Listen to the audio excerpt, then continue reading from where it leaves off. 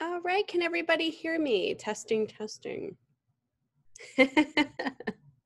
Yay, great to see everybody in here. We'll see if anybody else jumps in. It's a couple minutes early here, but I thought I'd get started because we have a lot to go over.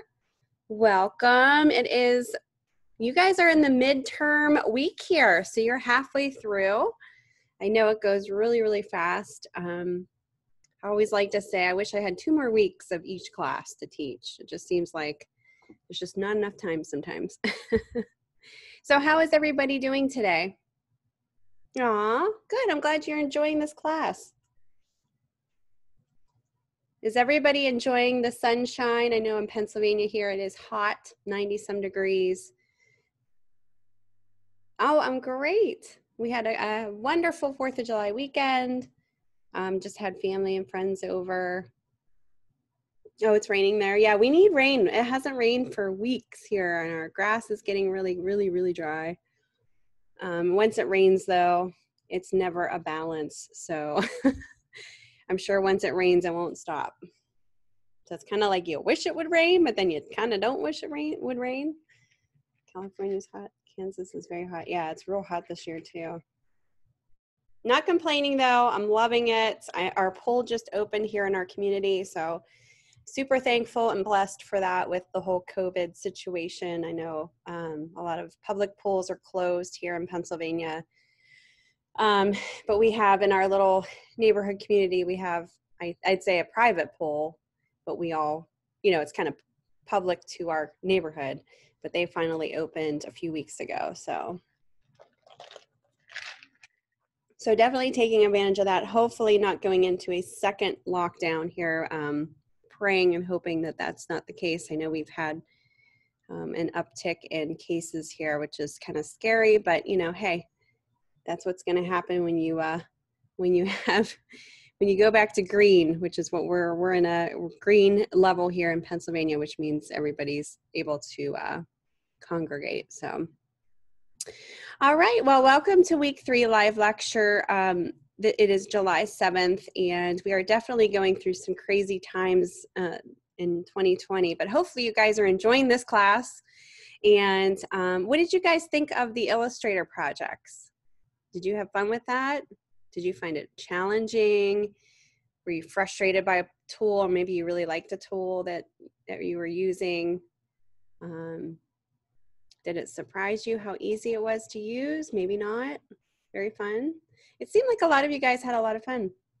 It's hard to get used to. Yep, fun and challenging. Yeah, sometimes it's like, I wish it could do this, but I don't know how to do this. Okay, you're used to it, so okay, good. Yeah, some of you guys are a little bit more experienced in the program, some of you not. You freestyled it, yeah. Sometimes that's the best way to go, just practice. Keep practicing even when you're not in class, just kind of playing around with it. That's really the best way to learn. Good. I just wanted to share some projects because it's always nice to see what other people are working on too. So, Amber, I wanted to do more, but I was on vacation, so I didn't do as much as I wanted to. Oh, you did 3 more. Good. There you go. That's when you know you're really enjoying it, is when you're actually doing more than what's allowed, or not allowed, I guess, more than what's asked. Yeah. Okay, let me share here. So that's good. Just keep practicing. I just have like 2 examples here to show you of students in this particular mod that I just took a quick screen capture of that I thought were good examples. I mean, all of you guys did a great job. I'm not saying if you're not on here that you didn't do a good job. I had a lot of great, strong work. I just quickly did some screenshots as I was grading. So this is one in particular. I thought it was nice the gradients that were used, and I like the little birds in the sky that were added into that. So kind of really interesting to see how everybody stylistically what direction that you went. Yes, that is more amazing when you have to do them yourself. Exactly. Then you're like, wow, yeah, like I can totally see. Here's another one that I thought was pretty interesting here. What's really cool about this too? I mean, think about stock photography sites that have not only photography for sale, but they also have illustrations like this for sale. So just kind of something to put a little bug in your head. Yeah, that you can sell designs like this to sites that sell to designers. Yeah. You can also have a client, like, yeah, we've had clients at advertising agencies that want a certain style. And if you're kind of doing that illustration for them and saving them money, per se, than going to a stock site and getting a copyright image, that could be something that you can add to your, add to your skills and skill set. Also as an option for the client. I know I've done, yeah. I know I've worked for, when I first got my first job at an advertising agency in Pittsburgh, I worked for several companies in and around Pittsburgh, and one of them was Duquesne Light, which is one of our power companies here. And they used a lot of illustrations on a lot of their paperwork, their branding.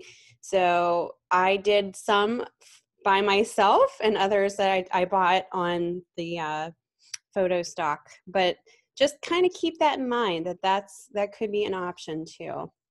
I know some of you may not be aware of that, so I wanted to bring that up. Okay, so that was assignment 2, and here is a couple. I have a little bit more here to show you from the assessment. I thought these were great. Did anybody share these through social media after you were done exporting them out as JPEGs? Just curious. You did? Awesome. Did you share them on a Facebook page, or where did you share it? Instagram?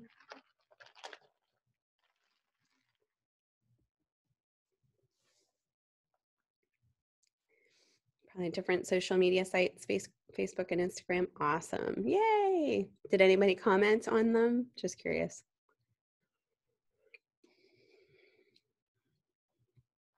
And again, that's something, that's something that you can always get into. I mean, think about, oh, okay.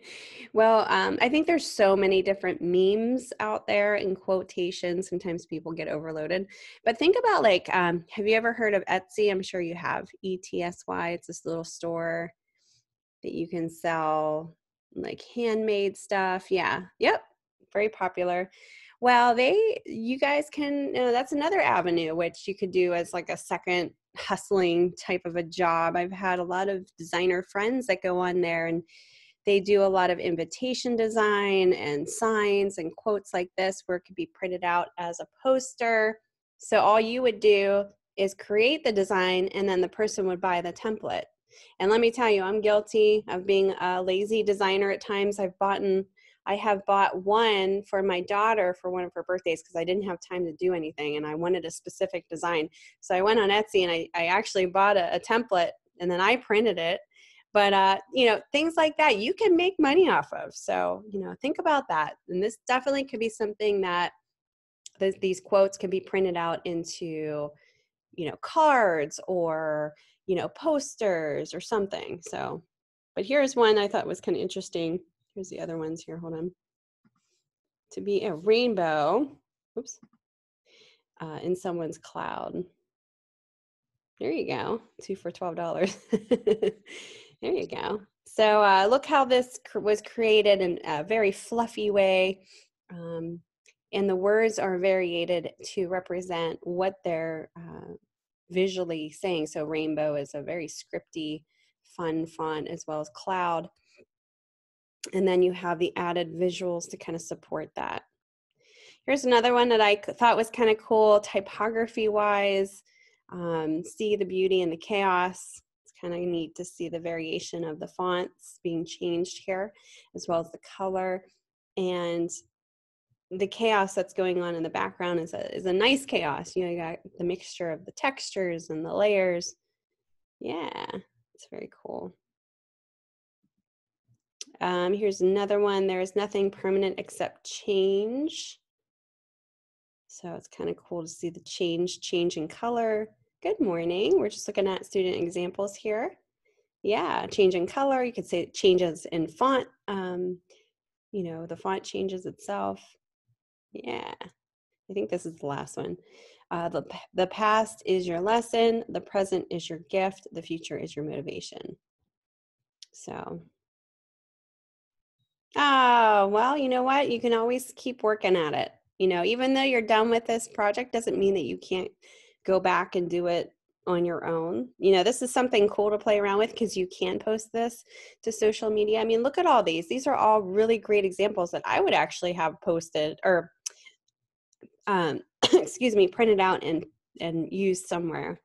So that's kind of a cool thing to think about, you know, not necessarily just using it in class. You can do some really cool stuff and promote yourself to others saying, hey, I can do this. If you need cards or whatever, like any type of invitations, you know, get into that kind of stuff. That's a great freelance side project to do and that you can add into your portfolio and gain experience. But great job, you guys. I really enjoyed looking at all of your projects and evaluating them. That the quote one's always the one that and actually the landscape one too. I really enjoy grading those because it's kind of neat to see what you guys come up with. I know some of you guys struggled with the tools, and that's okay. You know, that's why you're here. So just keep practicing, and you know, learning something new is never easy. So just keep that in mind. If you could push through it, you gain that confidence, and then you will love the program. You'll love the tools. So just kind of a heads up. I know I've been frustrated at times, especially with the pen tool. All right. Does anybody have any questions before we get started here on anything that we've gone over? Maybe any of my feedback that I gave you? Anything that you want to bring up that we've learned so far? Is there only one undo? What do you mean by that? Because that could be taken in a couple ways. You mean a command?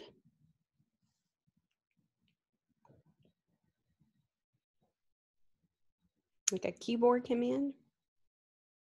Undo the steps. Oh, it depends on which program you're in, but there's always a couple ways to do things. So if you're talking about Illustrator, there's a Command Z, which basically is undo, which is a step back, or I believe there's a history too in Illustrator, and I have to take a look there. I know there's a history in Photoshop. Let me see if there's a history in Illustrator. I don't have Illustrator open right now, so I'm gonna have to open it, but okay, let me see here. That's a great question, though. Yeah, there's no history, so let me stop sharing here. Let me go into Illustrator, share my screen. So this is Illustrator. So if you had, let's just open. Let's see. Let me open up my daughter's sign here. She just graduated from kindergarten not too long ago, and I created this sign. So let me reset this. So if you like, say if I move this and I want to undo it, then I would go up to edit, undo, move. So Command Z. As far as a history though, let's see, everybody's typing here. Oh, you saw your assignment in your recent files. Yeah, you might have saw yours in there. See, I opened them. You can see that I'm opening your project, so that's a good thing, right? So edit, undo, and then you can do a redo. But as far as any other way, I don't think there's a history in here. Let me see. I know there's a history. Ooh, version history.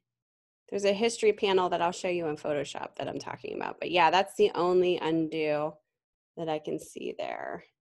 Now there's a little bit more, if you open up layers, there's some control things that you can do in here, like hiding certain things. But as far as undoing, that's really it there.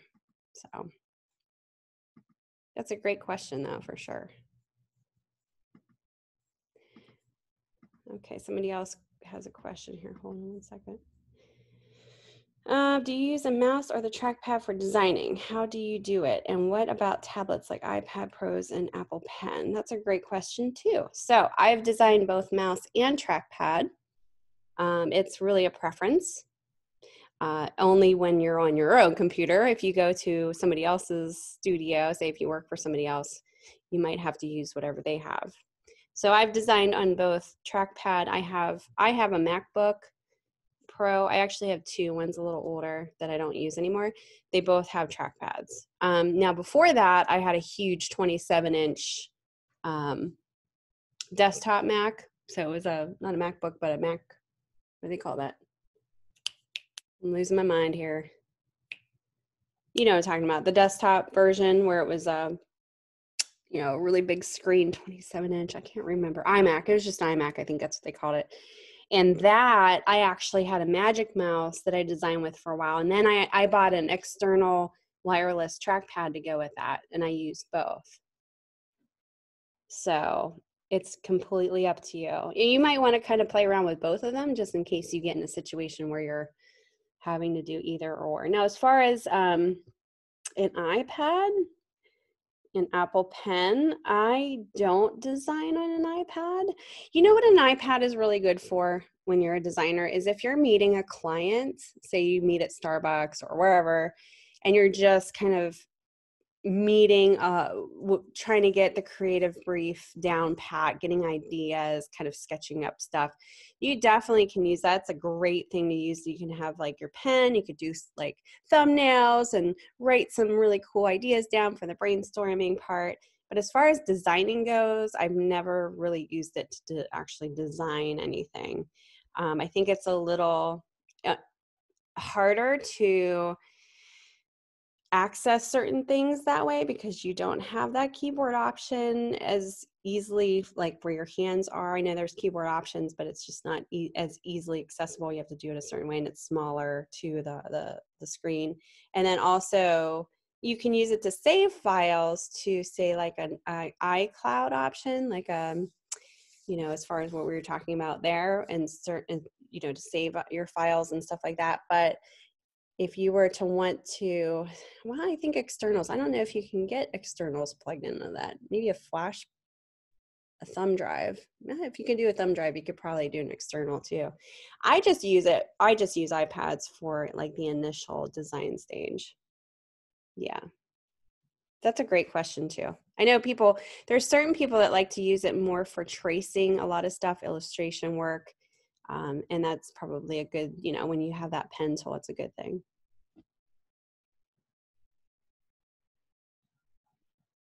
You know what? That's a great question too. Is there a place where you can make sure it's saving while you're working? Are you on a Mac or a PC, Chris? Okay.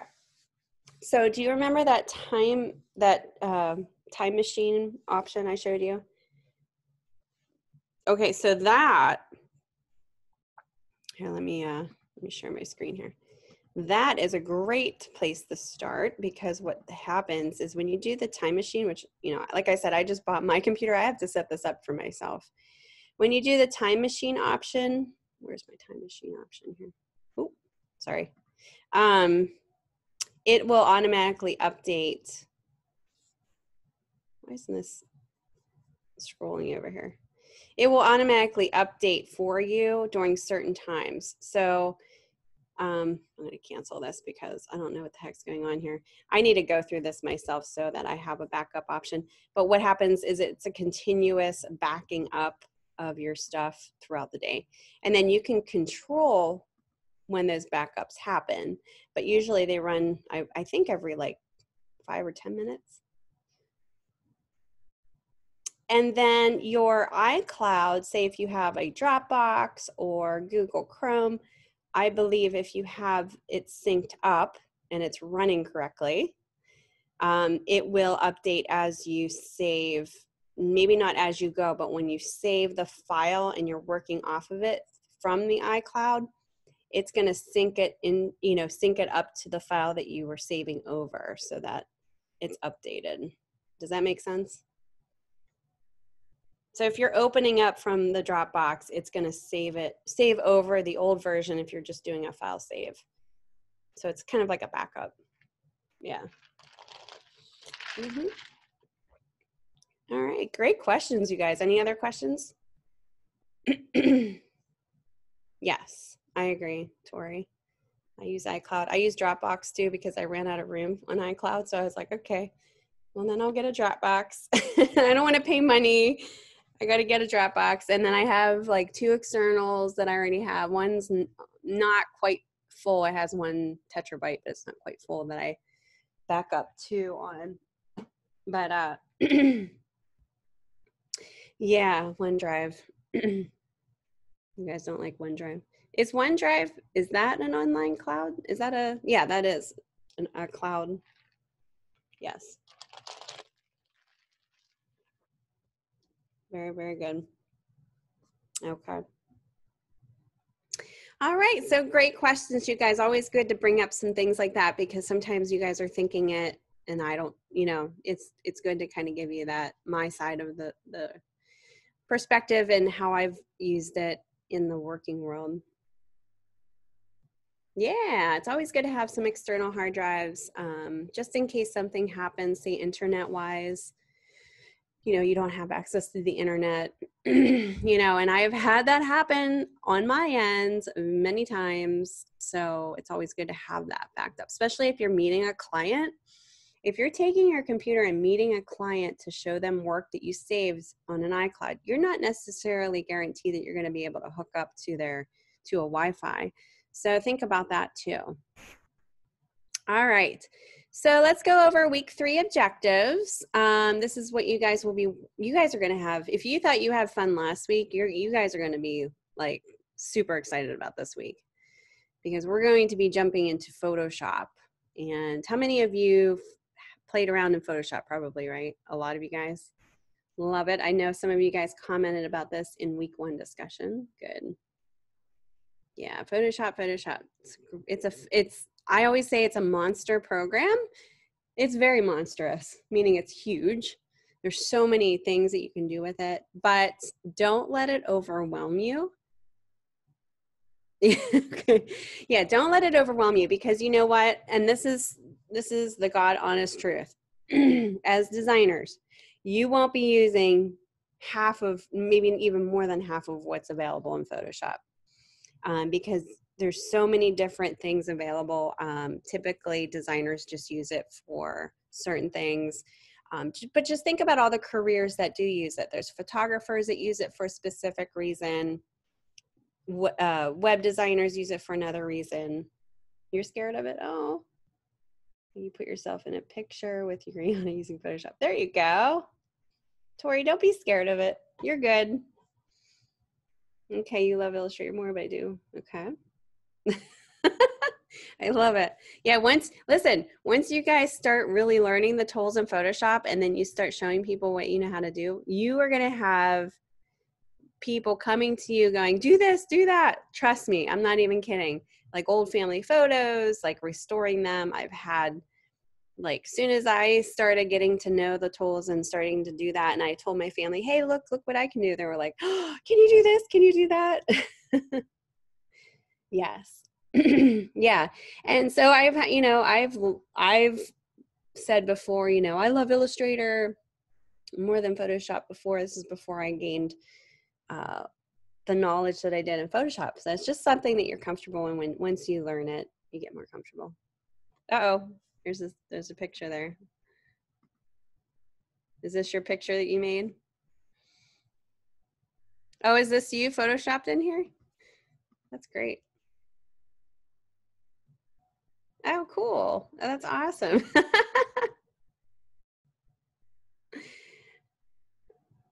Okay, there you go, Chris. That's great, Eric. Okay, great, Amber. Yep. All right, blending, yes. So we're going to go over that. But basically, yeah, you guys are going to go over the functionality of layers in Photoshop. You're going to go over just a lot of the tools that just the basic functionality of the tools, selection tools that we're going to go over. We're going to discuss the importance also in your discussions this week, the importance of time management skills within professional design practice, and discuss the time management benefits of building a professional network. Network. Super important. So that's what's going on today. Just a little agenda I know we kind of spent a lot of time beforehand, but we talked about the learning objectives. So let's go over your discussions, and then we'll have more of time to do your demo for your projects, and we can go over those as well. All right, so many of you have already started on your week 3 discussions, which is great. And that's basically for discussion 3, the first discussion is about networking. Super important. So building connections and building relationships. Professional networking is a critical component to a successful career as a designer. Let me tell you something. I know, because I've been there, networking can be kind of scary.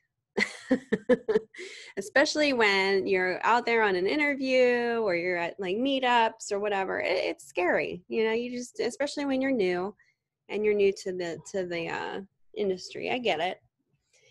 But you know what? Get past it. Like anything else, once you get past it and push yourself, you get more confident. And just like with interviews, you think sometimes you're the one being put under pressure, but the person that's interviewing you has also probably anxieties too. So just think about that, and that might help you go forward. But let's talk about the benefits of networking. We all kind of know this, right? So finding people relevant to your career. Where do you guys think you can find people relevant in your career right now? With some places. Design Club, perfect. GAC, AIGA, perfect. How about in this classroom? Through the school, yep. Social media, perfect. Yes, here. Why not start here? I've had students, and I always push this, talk to each other. You guys might be states away. We're all online. This is where it starts. When I graduated college, I could not believe how many doors opened because I had an alumni friend that I made a connection with in school that they were able to say, hey, I have this job opportunity. Are you interested? Yes. So it all starts here. There you go. You love to communicate. So if anybody wants to talk, don't be scared. There you go. Yeah, it's all about balance though, right? You don't want to overtalk. So it's always a balance. But yeah, so finding people relevant to your career. You guys stated all of the great places that you can find that here, even social media. I requested 4 weeks ago to join the GA. But, I'm not in control of that group, but that's interesting.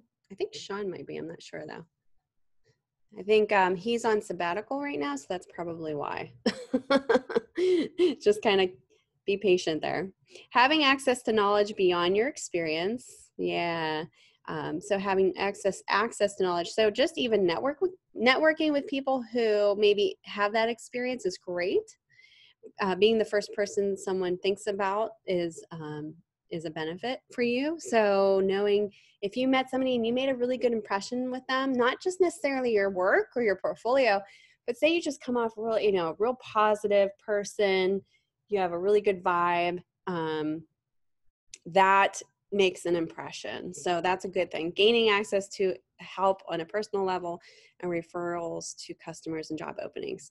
There's been times that I've been somewhere completely like I was not job searching at all.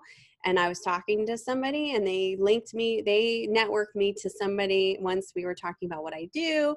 They say, hey, I think I have a job for you. I know somebody. And so it's kind of neat when even people that you might not be friends with in the design field, somebody knowing your background may know somebody if you're friends with them too.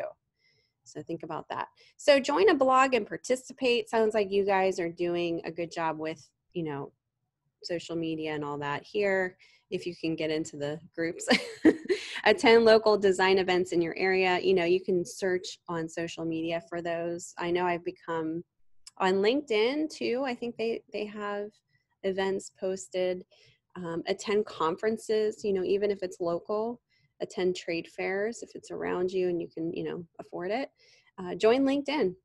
That's a great networking site. Keep it professional, but it's amazing how many doors that can open just joining LinkedIn. create your professional Facebook page. You know, we all need to have a professional one, not just a personal one. Join a professional organization, AIGA, somebody mentioned that. That's one of the main design organizations that we have. And that's great because they can plug you into not just events, but job seeking tools that you can actually utilize as well. Plus, if you have that on your resume saying that you're part of AIGA, that's a good thing too when you're finding a job, trying to find a job. And then join in student groups. So great. So how do you plan on networking when you're in school and once you graduate? Let's go ahead and take a look at discussion 1 here of week 3. Some of you guys got started here. I'm going to scroll down. You can read through the background information, and there's actually a little video in here. It's about a 7-minute video about networking tips. And again, it kind of goes over things that we just discussed. And in the prompt, it says, imagine that you're attending a local AIGA, which is the Professional Association for Design, student event. Over coffee, another student begins talking to you. They tell you that they're not confident in talking about or promoting themselves. When anyone asks them what they do, they say their life is boring, and then they get out of the conversation. They know that this isn't good. They also know that they should get better at networking. However, they are nervous and they do not know how to begin or why it is worth it. Describe how you feel about self-promotion and the ability to manage your time when networking. Are there specific formats of networking that are worth more in a shorter amount of time? Explain your answer.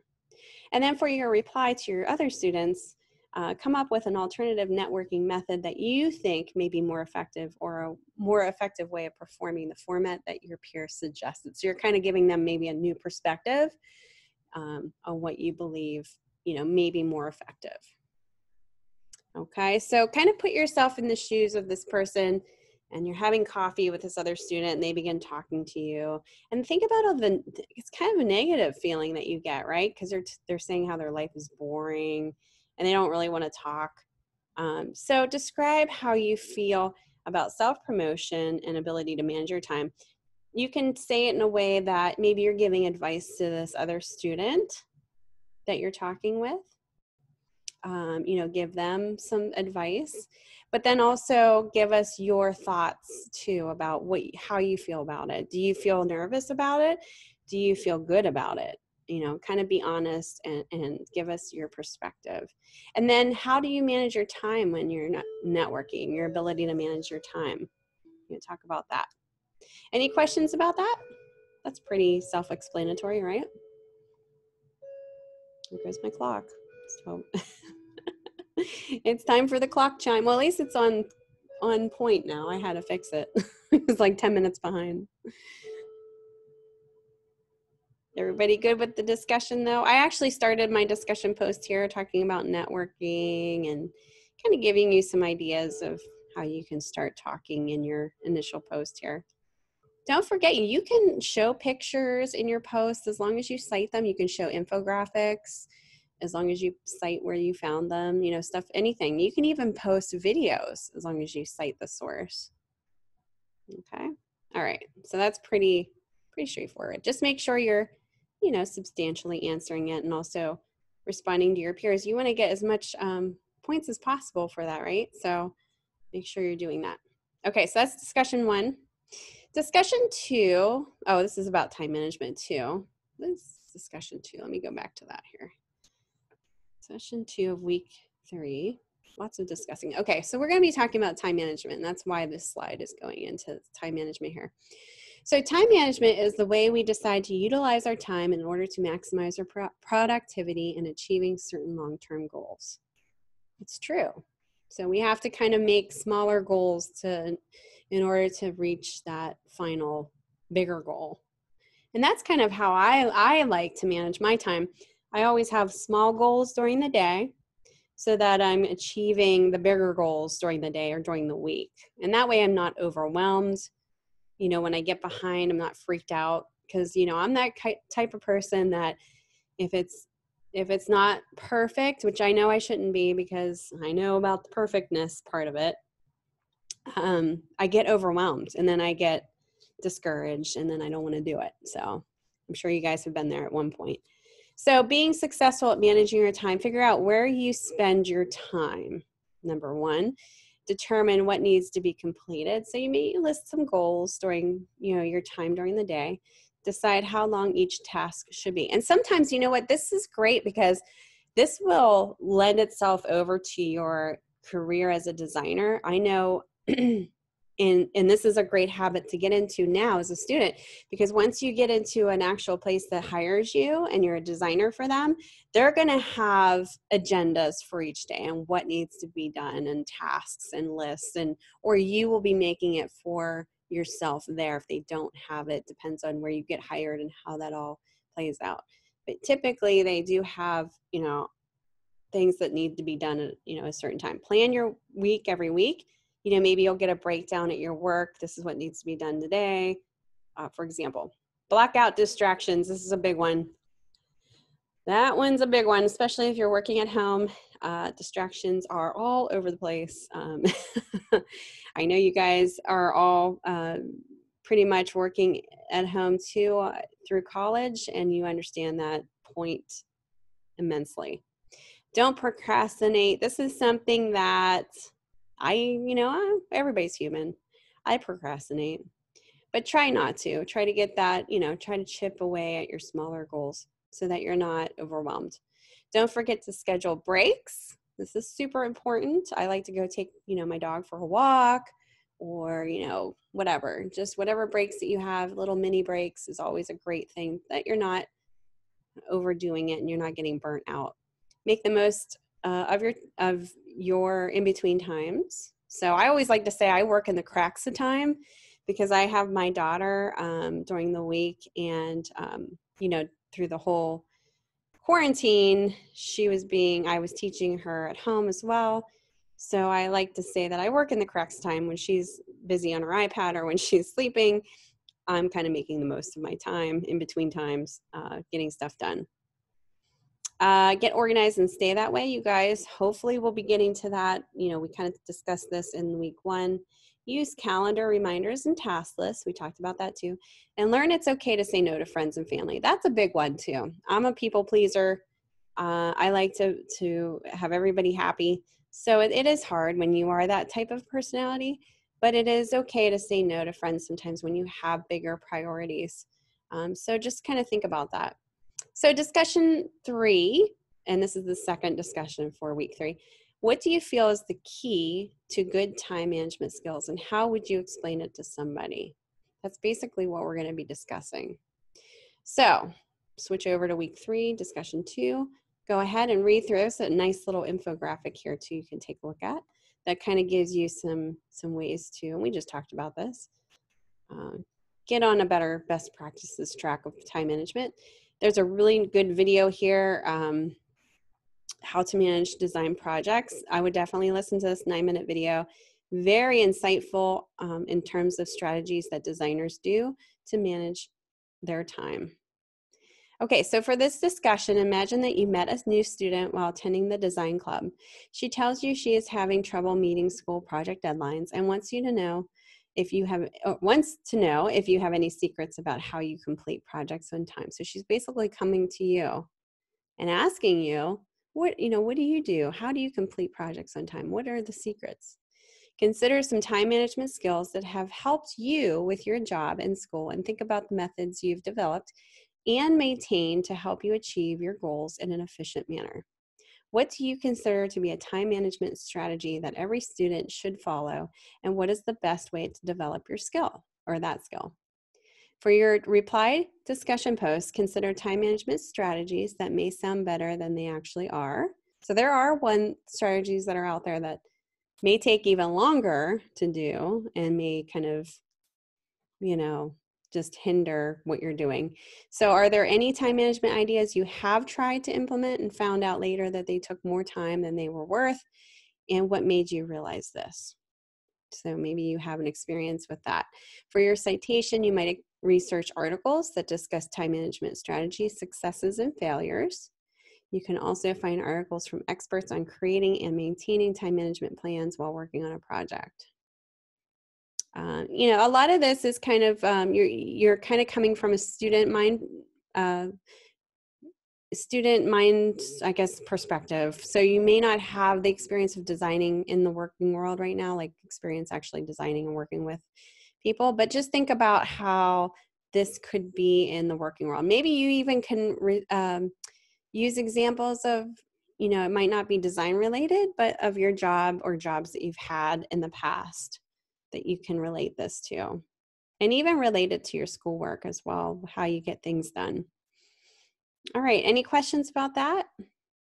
And we go over this because, you know what, it is important to manage your time. If you go into working for somebody and you don't manage your time correctly, you know, you're not going to be an asset to the company. They're going to just basically, they're going to have an issue because they want you to be able to do something quickly. Time is money. So, you know, kind of knowing that there are strategies out there that you can follow that are better than others is always good to be aware of. So look up case studies, you know, things like that. And even like in this video here, you can cite what's going on in the video or whatever you want to do. Okay, so that's discussion 3. Number 2, you guys don't have any questions, so we're just going to move on here. All right. Now on to the fun stuff, right? Okay, so assignment 3, which one doesn't belong here, you think? I'm going to take a quick drink here. Hold on.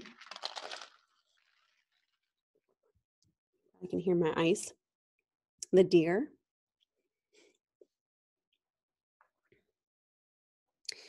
I'm kind of the meerkat. Okay, what's the other one called? I'm drawing a blank here. It's an Australian animal.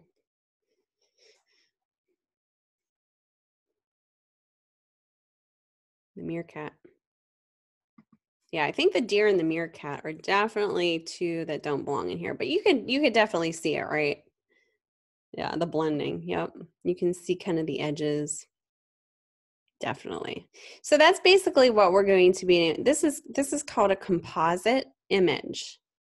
So it's using one image and then compositing several images or one image into it to make it look like maybe it's composited or maybe it's more realistic looking. This one definitely can use a little work, but you get the idea. This is a composite image.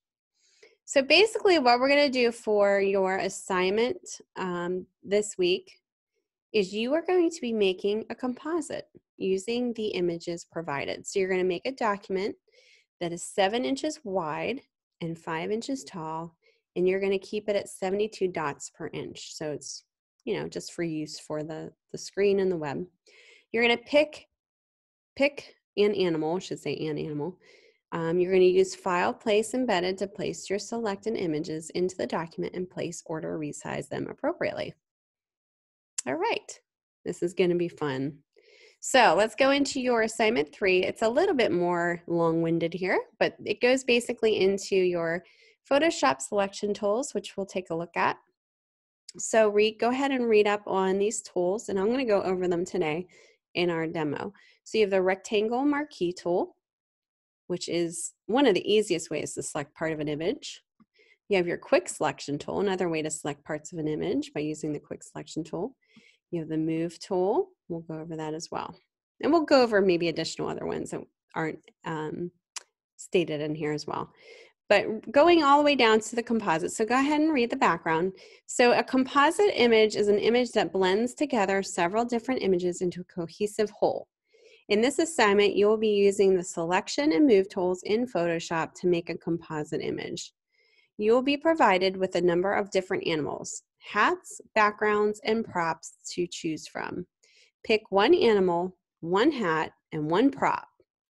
Composite those 3 elements together using the appropriate selection, masking, and move tools. Okay, so that's the prompt. Amber, can we use more than one animal or move them one or more than one prop?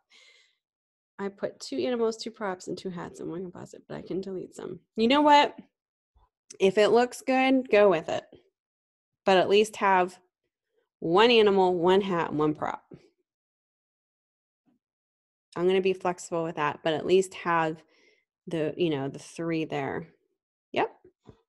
Because you could have a lot of, I've had students that put maybe 2 props in there into one. They had 1 animal, for instance, maybe 1 hat and 2 props, and I was fine with that. So as long as it looks good and it's appropriate for your visual, then I'm all good with that. Okay, so you're going to make a document that is 7 inches wide and 5 inches tall. Like I said, you're going to file in place. Blah, blah, blah. You're going to use the appropriate selection masking techniques to create an effective composite. Use the necessary adjustment layers and blending modes to make the subject appear cohesive with the background. All right, so these are your animals. I would suggest just downloading each of these and put them in a folder, all of them. And that way you can kind of choose. You might pick one thing and then want to go with another thing. So, it's always good to just have that option. Okay, so let's see here. Wait 1 second. All right.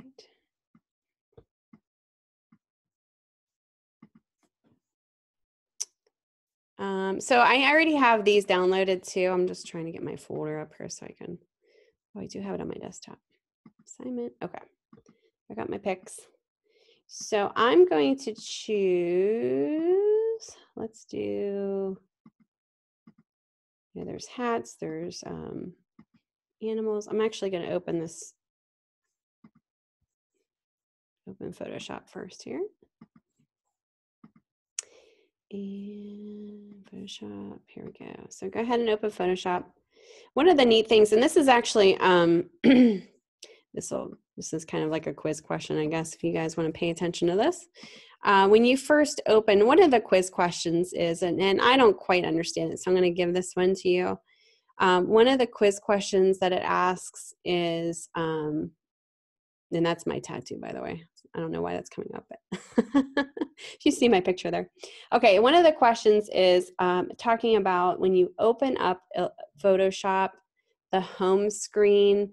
One of the things that I love about the home screen is there's an inspirational saying. I haven't had that actually shown to me, so I don't know what that's talking about, but that's kind of what that question is. So I want to give that to you guys. You might have it on yours. I don't see any inspirational sayings on my home screen. This is my home screen. I see building skills up here, and that's it. I do want to point out, so that's a question there, inspirational sayings on the home screen. I do want to point out one of the great things about the home screen here. One of the best ways to access the tutorials in Photoshop is to actually click on Learn. And Learn it could be on your home screen, and I believe it appears on the palette once we open it too, and I can show you that in a second. But here it's kind of giving you some great tutorials on how to do certain things. So maybe you wanted a tutorial for add an object to an image. You can go ahead and click on that, and it's actually going to go through how to do that. You can keep skipping to the next, to the next, to the next. Really cool. This actually wasn't even available whenever I was going through school, so this is really nice to have. I'm not sure how you would exit out of here, but let's go ahead and close this. But yeah, that's the learn option here.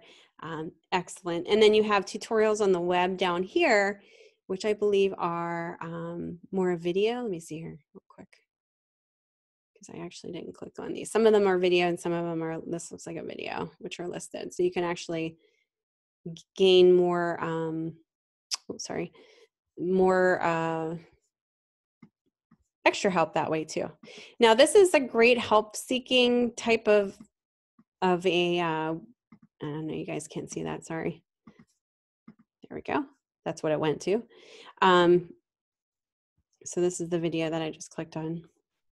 But that's a great help-seeking tip in Photoshop, or any of the programs that you open. There should be like a learn option here. I don't know if actually there is one in.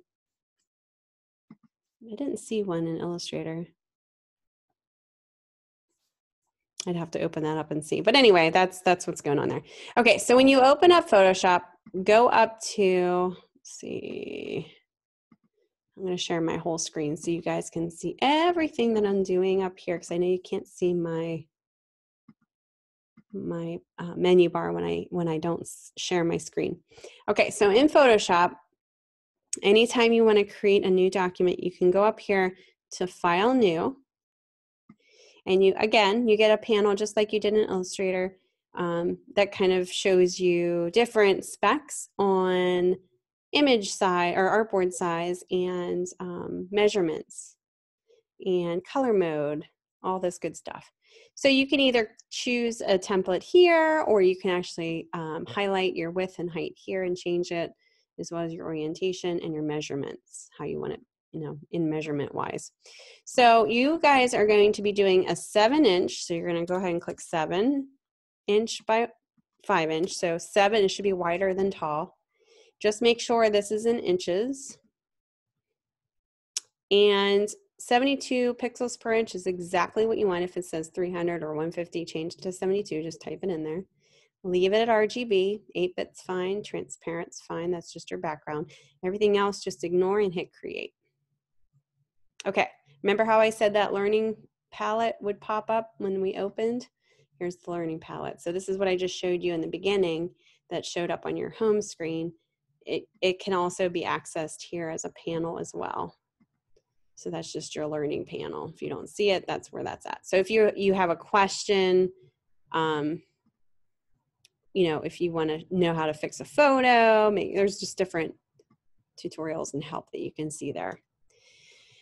Okay, now I just zoomed in. Take a peek down here. I'm zoomed in at 200%. Just want to show you here, you can zoom in by either taking your magnifying glass and zooming in this way, or there's a keyboard shortcut, which is, if you're on a Mac, Command and the negative sign, Command plus zooms in, Command negative zooms out.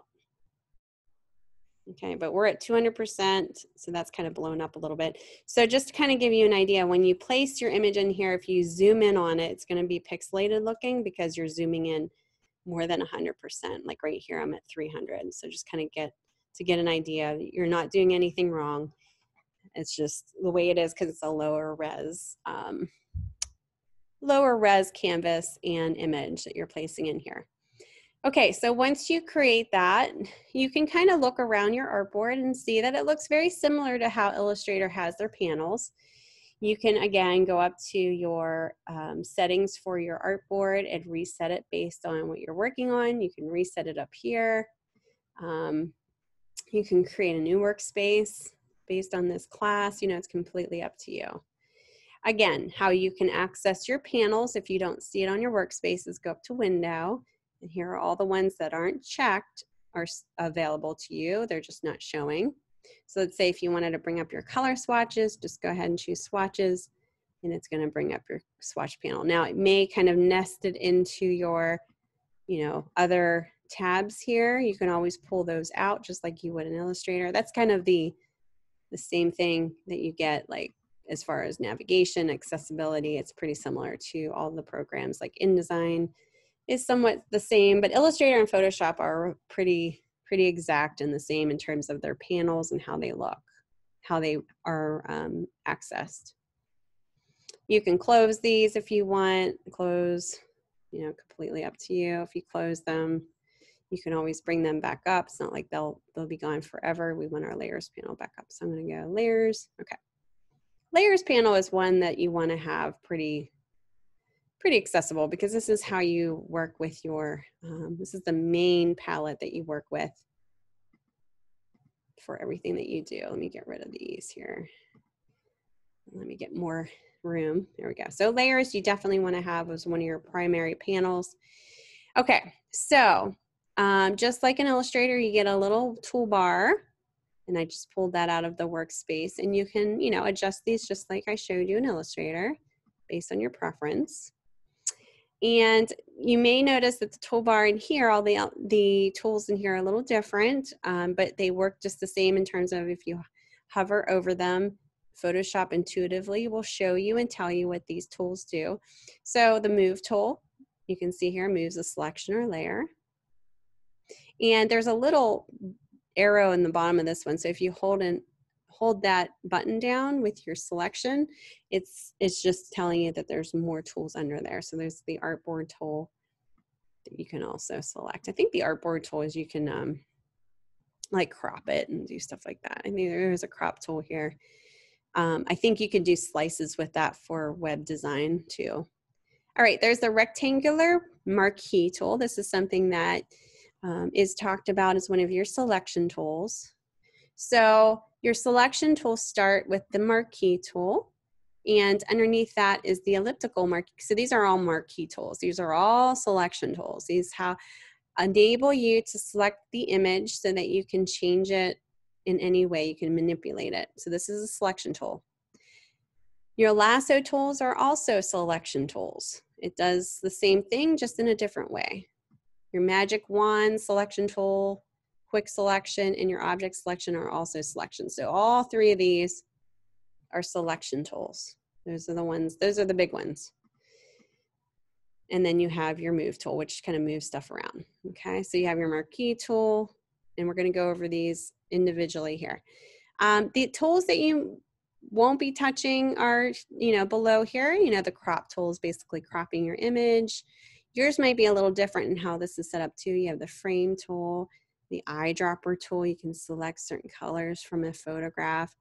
Healing brush tool. I mean, there's like several, rubber. This is the clone stamp. The rubber used to be called the rubber stamp tool, but now it's called clone stamp tool.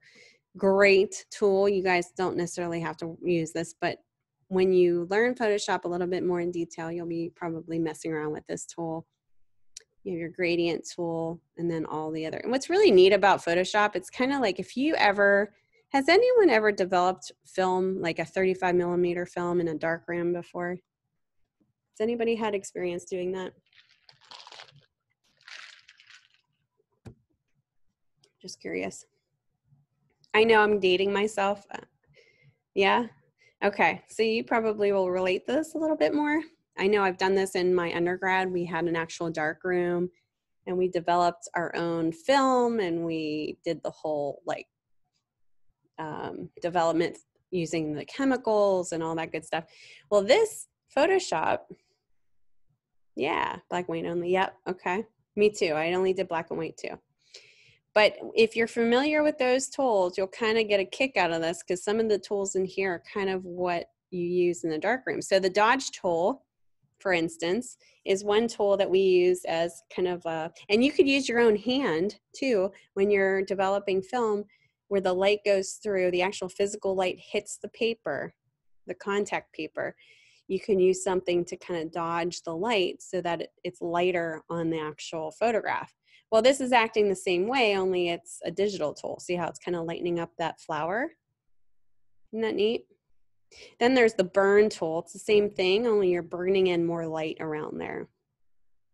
Isn't that neat? So just kind of something to throw out there if you're familiar with that old style development process. You also have the pen tool. Even though you're dealing with a raster-based software, they still have some tools in here that are similar to Illustrator. You have your type tool and your path selection tool. Again, if you create paths, just like in Illustrator, you have your path selection and your direct selection tool. That's something somewhat new to Photoshop, I would say, within the last 10 years. These are your shape tools, just like in Illustrator. This is your grabber hand tool. Now, this is great if you want to, say if you're zoomed in and you want to move around your document, you can do it this way with your hand tool. Or if you want to do a shortcut, say if you're working on something, you do the space bar, hold the space bar down, that goes right to that tool. And then again, your magnifying glass. If you want to find more tools in here that you can't find, again, in your toolbar, you'll click on these three little dots. It looks like I have all my tools in here except for my eraser tool. If you have less than that, it's going to pop up just like an Illustrator that I showed you, where it's going to give you that option to drag in more tools. And then just like in Illustrator too, you get a foreground and a background. This is not like a stroke. This is a foreground and a background layering type of fill, so that you can kind of flip it depending on what you're, kind of what you're filling. You guys don't really necessarily have to worry about that. Okay, so let's go ahead and get started. Anybody have any questions right now?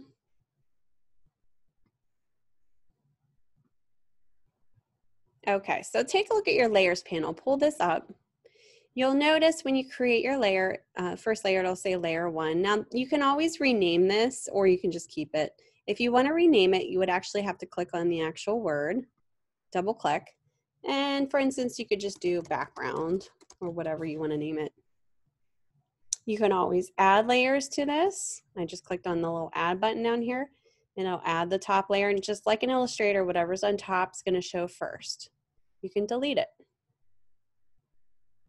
So you just add this, just hit this right next to the little trash can and just create a new layer, like a little plus sign. Or you can go up here on the upper right hand corner of your panel, click on your assets and do new add layer.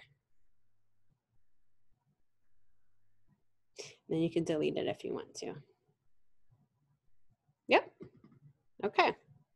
You can hide it. You can show it. I don't have anything on here, so you can't see what I'm doing. There's also blending options, but I'm gonna place the photo in here first, and we're gonna go over some of the tools before we get into the nitty-gritty stuff. Okay, so at this point, you're gonna go File, Place Embedded. Now, embedded and linked are a little different. If you want to have an image that is linked to your folder, and you want to, you don't want your image to be as big, you would do Place Linked. If you want something that's more embedded so it's not syncing up to a certain folder, it's going to be a little bit bigger in size. You guys don't have to worry about this. I'm just telling you the difference between the two. It won't link to a particular folder, so that's easier to send to somebody. You don't have to worry about sending the image with it if you're exporting it out. And you guys will get, this is a little bit more involved here, so don't feel like if you understand that or not understand that, that's fine. You'll kind of get the idea as you go forward in the class or in the program, because you're going to get more experience in Photoshop. All right, so I'm going to open up the, and I just did File, Place Embedded. I'm going to open up the suitcase, which is the prop. And you can see that there's an X here, and that's just telling me this is the image. I can take my move tool and move it around. I can also size this, say if it's not quite big enough, I just pull one of the bounding boxes out and kind of move it so that it kind of bleeds off of the four sides. And then I hit the move tool to place it.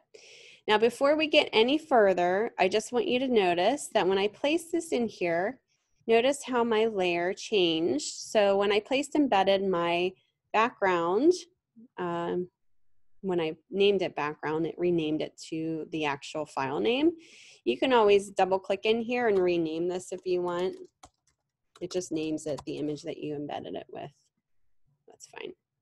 Also, kind of notice in the little icon here in the layers, you can see a little like another little box with like, it looks like a little page. That's just telling me it's a smart object. And what that means is it's a smart object is, and it's kind of, I want to explain it to you, like think about putting an image. So if you printed out an actual photograph, putting it into an envelope so that you're protecting it. And anything around that, say if you have other pictures that are, you know, exposed to water, that one in the envelope is not getting touched. It won't get damaged in any way. And that's kind of an analogy with this. So a smart object is basically a protection around this image so that any changes that you make, it's not taking away from the original image, okay? So I'll show you kind of what I'm talking about. All right, so I'm gonna take my first selection tool, which is my marquee tool, and I'm just gonna, once you select it, you'll see little crosshairs. I'm just gonna click and drag it over top so you can see, you know, and then let go of the selection. Now this makes a square selection. You can do different sizes, and I just clicked off of it on the side if you wanna deselect. So this is a free-formed selection. If you want it to be more square, you hold the shift key down and it does it, you know, in a more proportionate square. But this is basically for shapes that are kind of like more square. So let's say if I just wanted to affect the bottom part here and I just wanted to select this, I could just change the color of this bottom using the selection. So one of the ways to do this, this is called marching ants. I like to call this marching ants, by the way. This is your selection. It looks like a bunch of marching ants. So everything outside of the marching ants is not going to be affected. So let's say I want to change this so that it's, let's see, maybe it's a different color altogether. I'm going to go up with that selected. I'm going to go up to layer on my menu bar, and I'm going to go to new adjustment layer.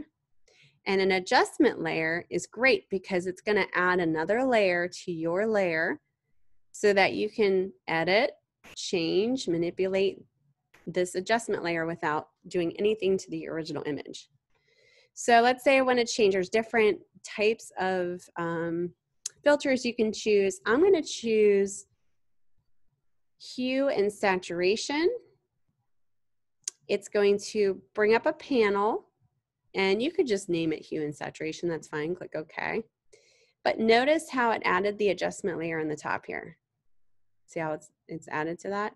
So now the hue and saturation panel pops up. If you don't see it, just go ahead and double click on your actual icon right here, which is on the left-hand side. See how that in my properties, it popped up this little hue and saturation panel. So that's kind of showing me that.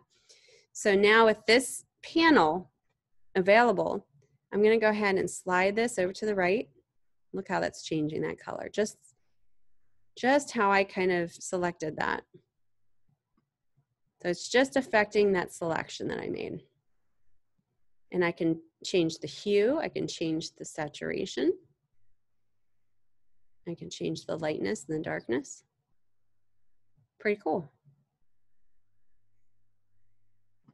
Any questions about that? Pretty neat. That is fun. Now let me show you how I can clean this image up, because you know the marquee tool can be a little messy. So I'm going to zoom in on this. Now it's going to get a little pixelated, but you can notice that there is there's just a little bit here that I need selected, right? Just a little bit here if I'm going to be super picky. So there's a really cool little option here. It's called an quick mask mode. So you can click on this little, it's like a circle and a square.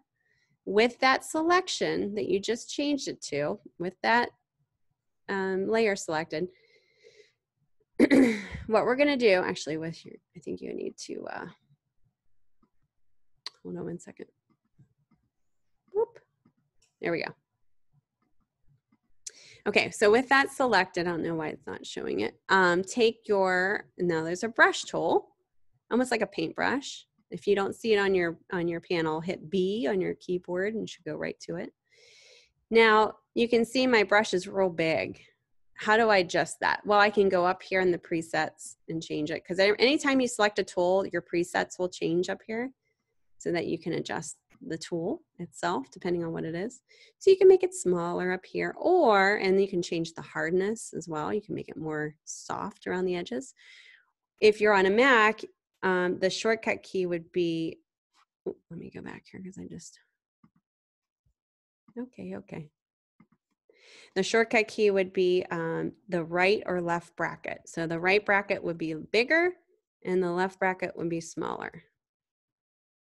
Okay, so that's just a little tip there. Okay, so the next thing would be if you want this to be selected. Here, hold on one second. I don't know why this is not selecting. Boop. Okay. All right. So with the quick mask mode on, what you're going to do is you're just going to paint the area that you want to add in there. And I just did that weird. Okay. So this is a real like picky spot here.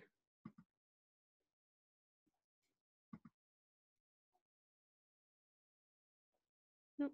New adjustment layer, hue, saturation.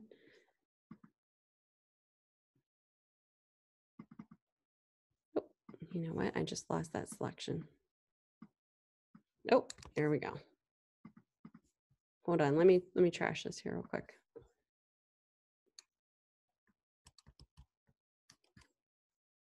Okay, before I go back, I want to show you something that we talked about in Illustrator. Somebody asked, is there more than one way to do an undo? And I said, you know, obviously we looked at it and we said just the undo is good. In Photoshop, it's a little different. You can do an undo with Command Z, or you could go to the history panel, which is under your window. If you do history, what's neat about history, if you pull that up, this is everything that I've done so far since we opened this file. So all the way from a new file, all the way down to what I just did. So if I wanted to step back maybe more than one selection or what I did, you know, I can go back and actually click back to the original, and I'm trying to get to that point where I actually selected this part so I can show you. There we go. So I selected this part initially here. I just wanted to show you real quick, if I wanted to edit this, this is where I would actually do it. I was showing you through my adjustment tool and that, or panel adjustment layer, and that's not quite the way to go. So that was I kind of went too far. So if you were to want to refine this selection more, like I was showing you, you would actually start where your selection is, and then you would hit your mask tool, and then you would take your brush. Oh, let me see here. Your brush, and then just make sure if you want to add the selection and take away pixels, you'll want the black to be, black will be your foreground color. So you're just going to paint over what you don't want to be selected, and then just swap these out so white is in the forefront if you want to add those pixels to be selected. So watch what happens when I hit this mask again. See how it just kind of included that part? So it's going to refine that more so. I know it's hard to see here. Let me do it again. So I'm going to hit this quick mask. So it's all the red parts are not selected. Make sure your black is in the forefront if you don't want those to be included, and just kind of paint over what you don't want to be included into that selection. And then just flip these, hit that little arrow there, flip it so that the foreground is white if you want to add in a part that's not being added in. I know it's a little hard to see here, but. So that kind of helps refine your selection before you actually do. How do you hit the mask? You just click right down here on it. Once you have your selection, click on your edit in mask mode, which is Q on your keyboard. Once you have that selection made, that's when you can go up and do your image, layer style, not your layer style, sorry, new adjustment layer. And you can change your hue saturation, just like what I did before. You know, the color that we did before. But this is just going to be more refined, so you can see that now, you know, it's selecting more of the outside part. It's not quite just a rectangle. All right. You could do the same thing with circles. Like say if you have circle points, like say you want, and these are circles, so that's kind of nice. And go back to your background layer and go ahead and draw over those circles. And then go up to layer, new adjustment layer. And let's see, you could do color balance for this one. Color balance is a nice way to, and this is the color balance box that pops up.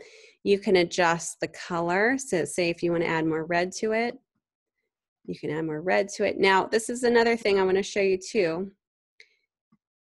Oh, there we go. Now you can kind of see it kind of going through here. Couldn't see it before. Let's say we wanted to make this purple or something. This is affecting the midtones, so whatever is neutral will be affected. You can click on the shadows to have the darker parts, you know, affected in it more so. And then you can also choose the highlights. When you're done, there you go. You kind of change the little button there. The other one's kind of the same. Now, if you ever wanted to adjust this, say if you don't want this, you can actually hide it. So this color balance I just did, I'm hiding right here just by hitting that little eyeball. You see that? That's what's neat about that. So you're not affecting that background at all.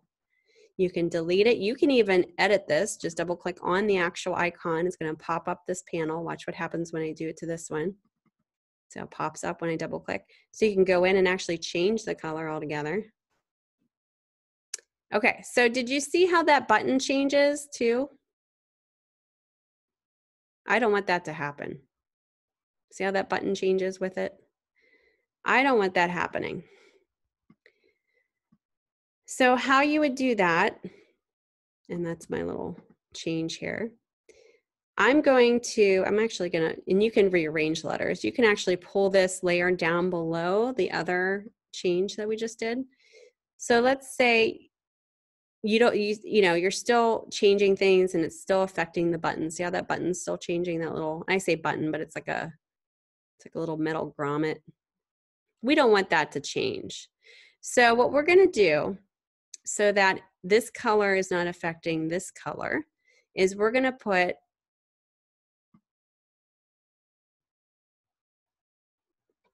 a clipping mask on it. So how we do that is we select the layer that we want to clip mask. So say we don't want the blue to affect the little grommet. We're going to select that adjustment layer. So I have it selected, and we're going to hit on your keyboard the Option key. See how my little drop down arrow appears with my little square? So we're going to hit the Option key, and we're going to click right in between this layer and this layer, both these layers. Boom. And it gives me my nice little clipping mask. So now watch what happens. And I know it's a clipping mask now because it has a little drop down menu. Watch what happens when my color changes. Oh, it's still affecting it. Hold on one second. What are we doing here? I have to do 2 clipping masks. Yeah, I have to do 2 clipping masks. So I did a clipping mask in between my hue saturation of my background and my other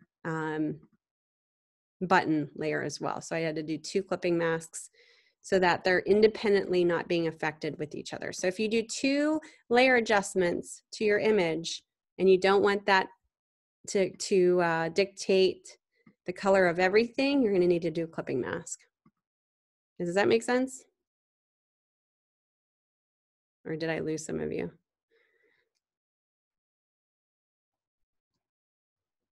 Okay. You're like, I don't know. Okay. All right, so you have all kinds. You have your single row marquee tool and your single column. These are just real thin selection lines. You guys probably won't be dealing with that, but I just want to show you that that's there. They're just another way to select an object.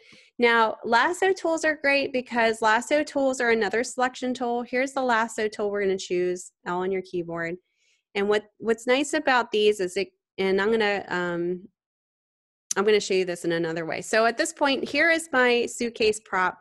Now at this point, I'm going to go File, Place Embedded again, and we're going to embed the animal because we have to have an animal. And I'm going to pick this pig, and we're going to place him right in there. So this is exactly what you're going to do. Oops, where's my layers? I just deleted my layers. My properties box. Okay, so you're going to just place this little guy in here, and you're just going to say, okay, place, hit the move tool, and he's over top of your prop. So what we're going to do is we're going to put a mask on him. So I'm going to show you some things before I get into the lasso tool. So we're going to add a mask to this little guy. Pull up my menu here. With this little guy selected, I want to get rid of all of the green grass. Just get rid of it. So the easiest way to do that is to add a layer mask. So by doing that, you're going to have that selected, that layer with that image that you want affected. And you're going to go way down at the bottom, right down. Let me pull this up so you can see a little bit. Right here. It looks similar to that other mask over here, the quick edit mask, but it has a white square and it says add layer mask. So we're going to add a layer mask. And what this does is it kind of gives a mask so that when you paint on top, it will get rid of, depending on how your colors are here, it'll get rid of your selection that you're painting. So with that selected, all you need to do is take your brush tool again and make sure it's big enough so you can see it. Right indent on a Mac will make it bigger. And you can change it up here too. The hardness, you can make it, you know, like I said, softer, and you can make it bigger here. You can change the opacity. All that good stuff. But what you're going to do is you're just going to paint right over top. As long as you have black in the front, if you don't, it's going to paint it back. It won't do anything, okay? So black then is what you want to get rid of everything around it. And what you're going to do is just paint it. And what I would do is use a bigger brush for the bigger parts. If you have something like this, get as close as you can to the details. And then I would go smaller with your brush. Go ahead and go smaller, zoom in on it, you know, get as close as you can. Isn't that cool though? So that's one way you can definitely edit your image, mask out the background, but you're not affecting the image here. You're just affecting the mask. So if you ever need to delete this selection, you just delete this mask part. So let's show you real quick. I'm just going to throw that out. See how that just happened? I still have the image. I just threw out my mask. Pretty cool, huh? And if you ever need to paint anything back, go ahead and just flip these so that the white is there and you can paint it right back. So what I would say is get as close as you can. You know, the only bad thing about the masks is sometimes you can't get in all of the detail. As you know, it kind of can be a little weird looking, you know, when you have, say, hair or like real intricate details. I'm not necessarily worried about the feet of this pig because we're going to have him kind of coming out of this suitcase. So I'm going to kind of eliminate, you know, it's not going to look weird once I place them in here.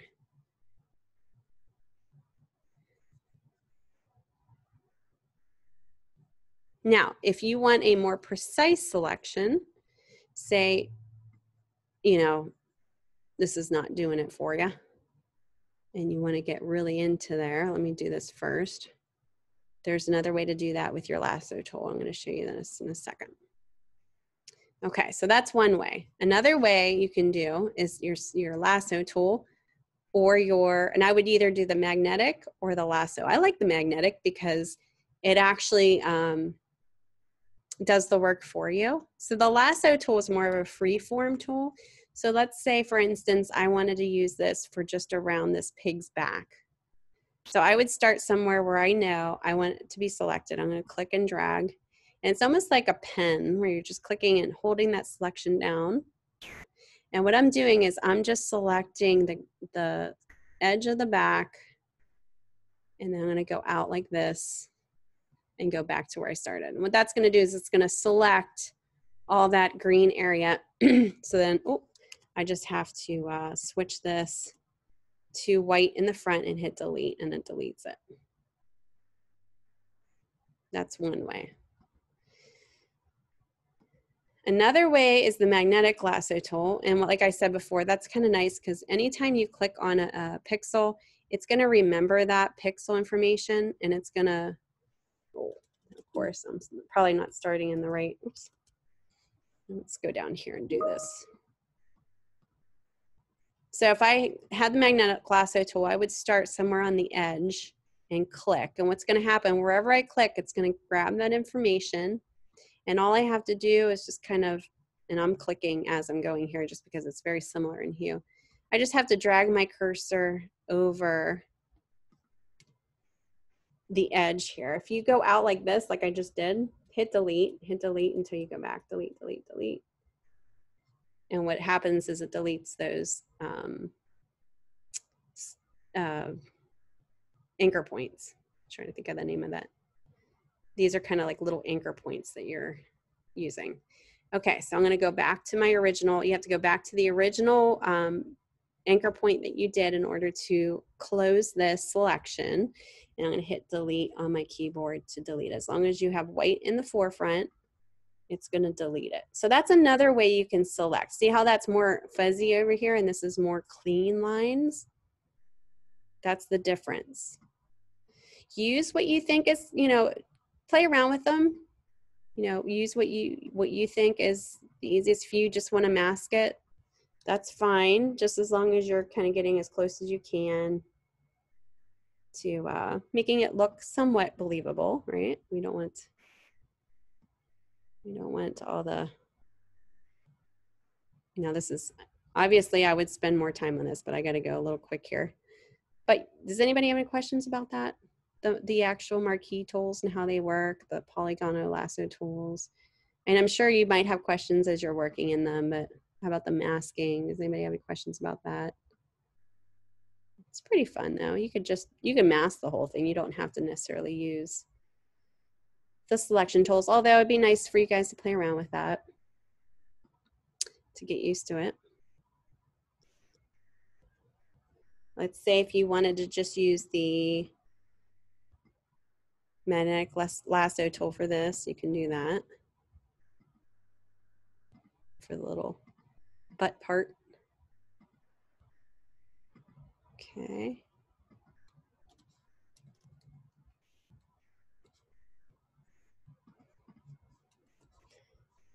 Okay, once you get it to where you need it to be, everything looks good. You can kind of move this little guy in here. And let's see. I'm going to actually take my, this is the marquee tool. I'm going to go ahead and draw a selection here and get rid of the front feet. And you can mask this out too. Let me see here. Just go ahead and click on the mask, make that selection, click on the mask, and then make the selection, and then hit delete on your keyboard. And it's not actually gonna delete from the image, which is good if you have your mask selected. And then what you can do is select your image, not your mask, your image, and you can go up to your layer, adjustment layer, and you can change different things about this. Say if we want to take out the green and the pig, for instance, let's go to color balance. That's one thing you can do. Add an adjustment layer. And you can go ahead and take out, oh, we have to do a clipping mask because look what happened. Does anybody remember how we did a clipping mask so that this color doesn't affect everything? It's just the pig. Do you remember how we did that? What button do I have to push in between these two layers? Option, good. So you want to put your cursor right in between your image and your adjustment layer and hold down the option, click right in between. And when you do that, watch what happens. You can change the pig now, not the whole image, like the color changes. You can also right click on the adjustment layer, yep, and add a clipping mask, yep. There's always different ways you can do things. It's just something that, you know, whatever you're used to, clipping. So I'm gonna try to take out the green so that this pig's a little bit more believable, I guess. Shadows. Let's see. Less green. More pink, and then highlights. So you can go in here and fine tune some things to make it look more realistic, and you know, do this with your image, kind of play around with it. Go to the extreme, see what, you know, what's being changed. And then when you're done, go ahead and click off the little eyeball just to see the changes that you made. Look at that. Isn't that crazy? Pretty cool. So that's without and that's with. You can make another layer mask, new layer adjustment, new adjustment layer thing. And you can change the brightness and contrast. You know, I'd have to do a clipping mask to do that, but I'm just showing you here. You can do, let me delete that. You can do levels, which is kind of the same. It's just you have more control over certain points, like your midpoints and your dark point, your black point and your white point. So that's the same thing. We're just going to delete this. I'm just showing you what's available to you so you guys can know what's going on here. New adjustment layer, you could do curves, which is again the same thing as levels, only you can affect one part of the image, not the other. You have a little bit more preciseness there. Exposure is just what it is. So if you wanted to mess around with the exposure, gamma and all that, it's a little bit more in detail. You could do vibrance. And I'd have to do a layer clipping mask here. You can make it more vibrant or desaturate it. So you could go the opposite direction. Pretty cool. You could do new layer adjustment layer. I showed you hue and saturation, color balance. I showed you could change it to black and white. All the other ones, you know, is just kind of more extreme. Now, just kind of be mindful. This is the way you would do it because you can go back, you can delete, you know, your adjustment layers. There are other ways you can quickly adjust your photographs, and that's just by going up to image, adjust, and you can actually do the same adjustments here. Like for instance, if I were to select my image, let's select this one, my background image, and I go up to adjust, I can do the same things here. Look how see how these are real easy and accessible. The only thing is, because we went up to layer, new adjustment layer, and this is where this is the way you should go. If you do it in the image adjustment way, it's gonna not be editable. So it's gonna be permanent. So you're gonna take away, you're going to be placing these effects onto the actual image, and you won't be able to, let's say, delete it or edit it. So it's a very quick way of color correcting. This way that I showed you, the layer adjustment, is the way to go because you can go back and edit it and it's not destructing the original image in any way. Okay, now I'm going to go File, Place, Embedded. I'm going to do, because we need one more thing in here, it's the hat. Yes, yes. So there's, you know, some of those things you don't realize, and then you get into it, and you're like, oh no, I picked the wrong thing. So I did File, Place, Embedded, just like we did the pig. Now watch this. This is kind of neat. Instead of doing a layer mask on this one, because it has really good detail and contrast around the hat, and then you have a white background, sometimes it's just easier to do a selection tool for this. Now I'm going to do the other selection tool. We talked about the marquee tools. We talked about the lasso tools. Now we're going to talk about the magic wand tools. So I have my magic wand tool selected, and when you select a tool, just kind of keep an eye on your presets above here changing. And this is where you can kind of do some edits. So the tolerance is set at 40 for mine, and that's a pretty big tolerance. If I were to go down to 10, for instance, it's going to be pickier about what pixels I click on. So I'll show you what I'm talking about. So if I pull this down to 10, I type that in, and I click on the white, it's going to select every single white as close as it can get to whatever I just clicked on, the pixel it selected. Let's go to 90. It's probably not going to show on here because I have such a good image here.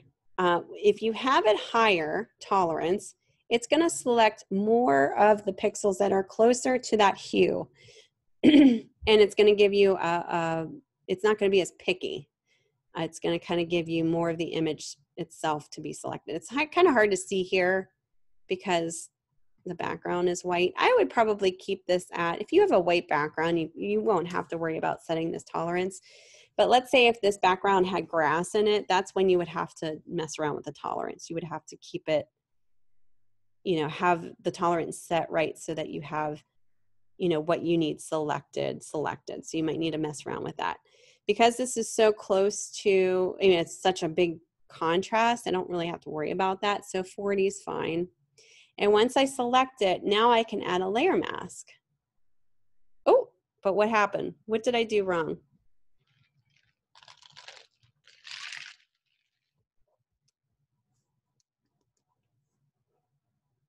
You guys know what I have to do before? Yep, you have to switch these back. So, yep, that black is in the front. Oh, there we go. I did it again. What the heck? All right. What's happening? It's not keeping my selection here. All right, let's try this first. Let's do a mask without even selecting it first onto that layer. Then I'm gonna select it with my magic wand tool. And then I'm gonna hit delete. It's not gonna do it? Hit my move tool. Really?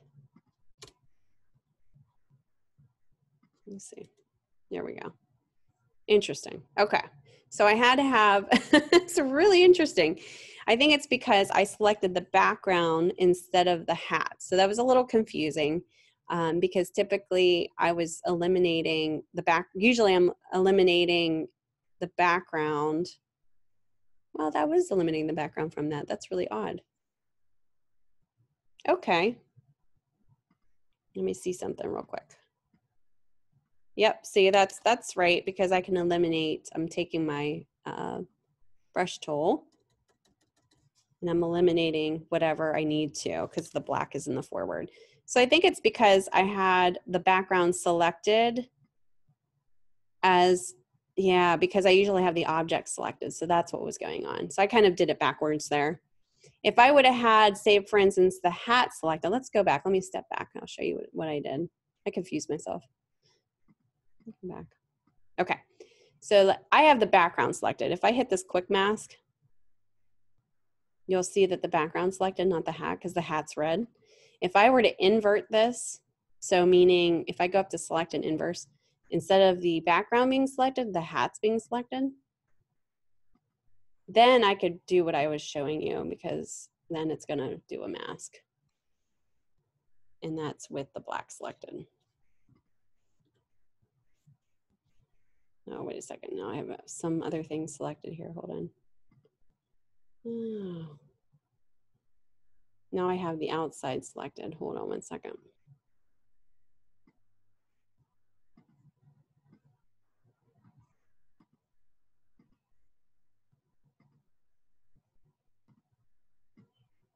This is all messed up because I have actually like sides that I didn't have filled in here. Okay. There we go.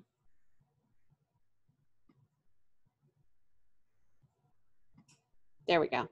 So all I had to do was just make sure that whatever that I'm trying to eliminate, like say the background, that's not selected. The actual object is selected. Did you see how I did that? That's why it was confusing. Now it worked. Because before I had the object, like the pig, I had the pig selected. That's why it worked. Yeah. So that's because I didn't have the hat selected. It was the background. So if you have that issue, that's what's going on there. You just need to inverse that so that the object is being selected, not the background. All right, so I'm going to just scale this down. And how I did that was I just went up to, let me show you that real quick. Edit, transform, scale. You can also rotate, skew, distort, and use perspective as well, but I'm using scale. And what that's gonna do is allow you to pull in and out, so make it bigger, larger. You can go back and do edit, transform, rotate. You can rotate it. Okay, once you're done, just go ahead and click either the move tool or hit tab on your keyboard to actually place it. And then if you want to add more of a layer mask to that, go ahead and make sure the layer mask is selected. Take your brush and you can go ahead and brush out maybe certain things that may not look quite right.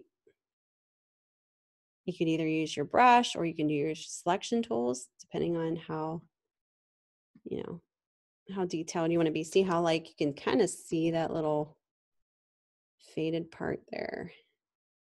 I would probably use a selection tool, but I'm going to just use this mask real quick here. And then you can kind of reposition it. based on, I'd probably make this a little smaller. Oops. There we go. That looks pretty good. You can also put a drop shadow on this just to kind of make it look a little bit more realistic, possibly. So you go up to layer, this is how you would do that. With that selected, with the hat selected, go up to layer and choose layer style. And you would just do drop shadow. And this is going to pop up another menu here. So what you selected is on the left-hand side here, and then you can change the presets here. And as long as you have the preview selected, you can see the changes happening. You can make the opacity higher, so it's darker. You can have the spread of it, the distance of it spread a little bit differently here. Here's the spread, here's the distance of the shadow, the size of the shadow. You can play around with that. Click OK when you're done, and you'll notice that effect shows up underneath your adjustment layer. So that's kind of nice because then you can hide it. If you don't want it, you can delete it. You can delete all the effects. So that's kind of cool. So if you don't like it, you can just hide it. And you can add the same drop shadow to, say, the pig if you want to. Let's do that. Here's the pig. Let's see, drop shadow. And you can change the direction of the light too by just pulling this angle in the direction that you want the lighting to be. You can play around with that too. And that's just going to add another, and I can see exactly where all my mistakes were, where I didn't get that mask, quite all the stuff in the mask that I can eliminate here. It's kind of nice. Any questions about that?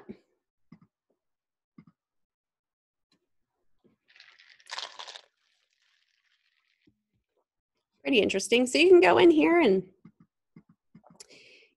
go click on your mask and clean up some edges here if you need to do that. And just make sure you're on the right layer, like you're on your layer mask in order to do that. Kind of clean some stuff up so it looks a little bit more realistic. The point is, obviously it's a composite. It's not going to look realistic, but try to get it as close as you can to being believable.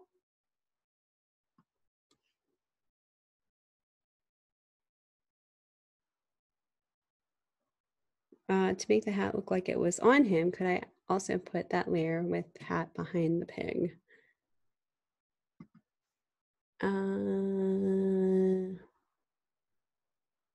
What do you mean by that? I guess I'm a little confused. The hat layer. You mean do a double layer?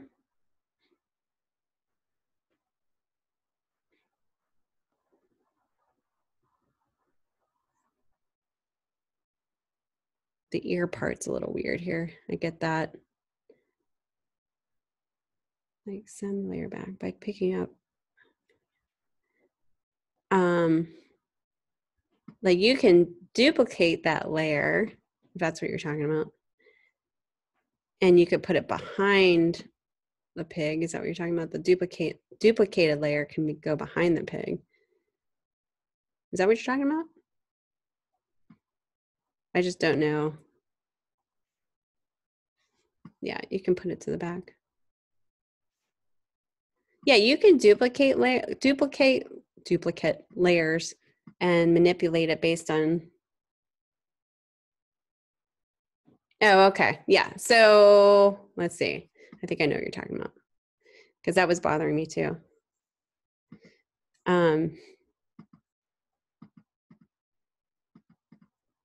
That's the hat. Just select your mask and you can do away with the ear right here. Is that what you're talking about? Not do away, but do away with the hat, I guess, right here. And then if, say, you think that you know, the green should be poking in here. Go ahead and paint that in. I would suggest just like zooming in on this type of work because it can get kind of, crazy. Oh, and here too, yeah. Oops. Yep.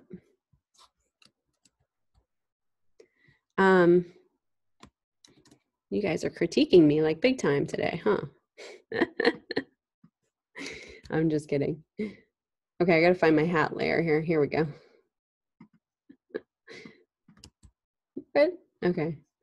Hold on.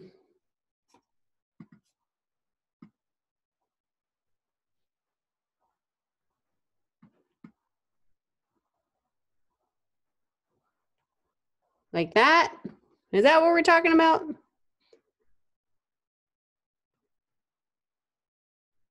That's probably better, right? At least that side is better. I don't know about this side. This side looks weird still. Yeah, exactly. Yep. Critique all the way, right? Does anybody have any questions about any of this? I know it looks a little confusing at first. If you need to, once I post this lecture, go ahead and fast forward it to this part, rewind it as you're going through. That way you're using that as a tool to like go back and see my steps, and then you can do the same thing. Thanks. All right, so let's see. When I'm done, you're gonna save it out as a PSD file and you're gonna upload it, because what's gonna happen is I'm gonna open your file and I wanna check to see if you have your adjustment layers done correctly, your masks done correctly. So just go ahead and save this as DGD101 assignment 3, first last name, and then just make sure Photoshop is selected. I'm gonna save this to my desktop. And that's what you have to submit. I don't know if I have any other class. Let me see if I have any examples of past. Oh, I might. Let me see here. I do. I have examples. All right. Can you guys see these examples? If I share my desktop here. Somebody, you don't have to put any type of, you shouldn't have to put any type of type on here. Just make sure, I have one student that actually put a logo on this one, which was kind of cute. But these are some examples of past student work. Here's the cow with the sunglasses were added and the hat, as well as the logo. Frame was the prop. The dog obviously is the animal, and the hat. And then here's another one with the pig, same thing, just with a different hat. Feel free to change the color, say of the suitcase or of the hat. I believe there's hot air balloons in there, different types of hats, different types of props that you can kind of play around with. Yeah, have fun with it. You know, just if you run into any issues, just know that we're, you know, I'm here. Lab instructor Laura is here, and also student services is here. We also have a lab, not a lab instructor. We have a lab instructor. We also have a learning coach, which I think I have to post her contact information and her schedule for this week still. I forgot to post that. So I'll post that to announcements after we're talking here. All right, so that's what you guys are gonna be doing for your assignment 3, fun stuff. All right, let's quickly go through this. We have less than 15 minutes here. We're gonna be doing your assessment 3 on Photoshop layers. So hopefully once you kind of get through your assignment 3, you'll kind of get more used to how to use layers. We're gonna talk about, in this particular assessment, content adjustment layers. I showed you that, how to use adjustment layers and what they are. Viewing layer visibility, I showed you that too, the little eyeball. Reordering layers, I showed you that too in the layers panel. You could just drag and drop it wherever you want to reorder it. Creating new content layers, I showed you how to do that. And then new adjustment layers, creating new adjustment layers, I showed you that. And deleting layers as well, I just showed you that. So all of this stuff we kind of touched upon in your demo just now. So for this prompt, in this assessment, you will be working with the layers panel in Photoshop. You will not create your own file yet, but you will practice navigating the layers panel in a pre-made document. This will ensure that you have a good foundation in working with layers so that when you begin to create your own documents, you'll be able to easily navigate through them. You're going to download this folder, it's a zipped folder first. Within it, you will find 5 different social media graphics. Choose 2 files and perform the following actions. Okay, let me download this first. All right. Actually, let me trash what I have in here so you guys aren't like, what is that? Move the trash here. Hold on one second. Let's do this again. Download that zipped file. I have a ton of stuff in my download folder from grading. I want you to be like, what is that? Okay, so here's your zip folder. This is what it unzips as. So you have option 1, option 2, option 3, option 4, option 5. So what you're gonna do is you're gonna choose 2 to do this assessment, whichever 2 you want. So choose one. I'm gonna choose the first one. And I'm gonna do I'll go along the prompt here. So adjustment file for number 1, that doesn't mean you have to choose number 1 for that, but you're gonna open the file. You're gonna save it as the assessment 3 with your name.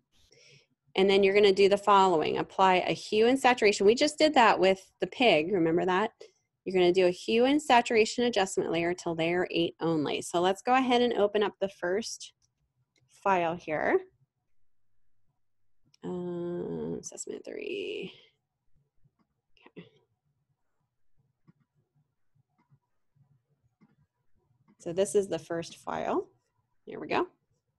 So in the instructions, it says apply hue and saturation layer to layer 8 only. And I'm just going to share my desktop here so you can see. This is something good to do. Just have both open if you can, if your screen is big enough. Pull this to the side. And now I have this. I can pull it to the side here. There we go. Okay. Here's my layers. So pull up your layers. So all of these, you can kind of hide and see what's on each layer. But what you're going to do is you're going to go to layer 8, no matter which file that you open, and you're going to lower the saturation to -25. Does anybody remember how to access the new layer adjustment? Could you guide me to that? Where do I have to go?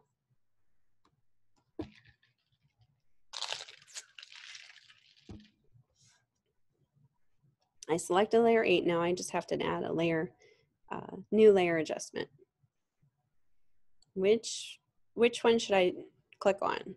File, edit, image, layer, type, select, filter, 3D view, window, or help? Layer, good job. New layer adjustment, yay. Okay, good. Hue and saturation, perfect. You guys are awesome. Click OK. And when this pops up, this property panel, we're gonna do what? We're gonna lower this desaturation to a -25. So either drag this down to 25, or you can even type it in here, -25, as long as it's negative. Now what happens now? What happened to my whole, I don't want it to affect my whole image. Look how it affected my whole image. I just want it to affect layer 8. What do I have to do? Clipping mask. And how do I do that? In between this layer, my new layer adjustment, and layer 8, what do I need to push? Click on. Option. Yep, option click. Boom, did you just see that? Now it's just affecting my image, not my whole layer file. Good. Perfect. Okay, let's go back to the instructions here. It says move layer 5, so it sits. Number 4, move layer 5 so it is not on top of layer 1. Here's layer 5, so that it is on top of layer 1. So we just got to drag up layer 5 so it's on top of layer 1 now. Now we have to move layer 1 from the left side of the image to the right side. So whatever is on layer 1, click on layer 1, which this happens to be the word. We just have to pull it over to the right. I'm just going to pull it right there. Perfect. Or you can even align it with this copy. long as it's on the right. Now this might be different than whatever file that you selected, but just kind of follow along. Okay, turn the visibility off on layer 6. This is like a game, so it's kind of fun. Whatever's layer 6, you're gonna hide that. So that just happens to be the white border here. And then you're gonna delete layer 9. So this one, you're just gonna delete. So select that and either drag it down or just hit the trash with it selected. And that was, what was that? Oh, the orange line there. Okay, that's it. So leave that open, and then we're gonna open up the second option. I'm gonna just do this one. Okay. Any questions about that? Yep, it's a line too. All right, so adjustment for number 2, good. So you're gonna open the file. Oh, we didn't name the other one. I have to name this one, but you get it. Okay, you're gonna name it, and then you're gonna apply a hue and saturation layer to layer 8 only, adjustment layer. You're gonna increase the saturation by 50. So layer 8 would be this one. Select that, go up to layer, layer adjustment, hue saturation, click OK. You're gonna type in 50 here to increase that, but we need a clipping mask because we don't want it to affect everything. So we're just gonna do an option click. Okay. And then move, it says number 4, move layer 7, so it was on top of layer 5. And that's right there. And layer 5 is down here, so you can't really see it anyway. This little green part. Okay, move layer 1 from the left side of the image to the right. And that's our copy. Oops. Make sure you select the layer first. Copy is a little tricky. You really have to hold the, make sure you select the actual word while you're moving it. Turn the visibility off on layer 9. So just hide that. I don't even know what that is. I guess I'm hiding it. And then delete layer 4. You don't need layer 4, so we're going to delete that. Okay, and then you're going to save this.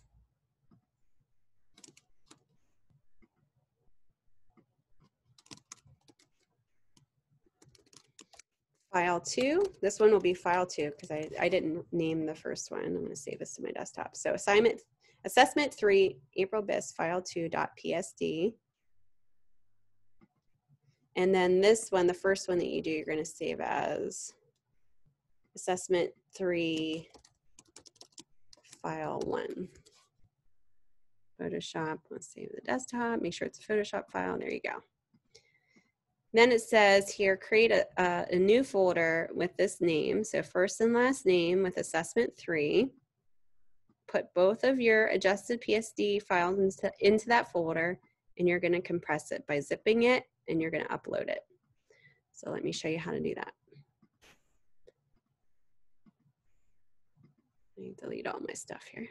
Okay. So this is my first file, this is my second file, this is my first file. I just have them on my desktop. You might have them in your folder. I'm gonna go File, New Folder, and I'm gonna name this April, oops, BIS underscore assessment, and type 3. And I'm just gonna go ahead and drag and drop them in this folder so they're both in there. Just click on it, make sure they're in there. And there's 2 ways you can zip this. You can either go select it, hold on one second, select it and choose compress up here under file, and that zips it. So this is what you'll submit. Or if you're on a Mac, you can actually hold down the control key and choose compress. And this is what you're gonna submit. Okay, somebody's asking, how do you add a clipping mask in the first one? First one, okay. How did I add this one? I just, in between layer 8 and my here, hold on. See if I can undo this.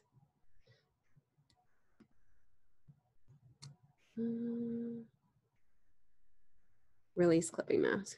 Okay. So all I did was I made the hue saturation adjustment layer, and it's above my layer 8, and I just held down the option key in between these two and clicked on it in between.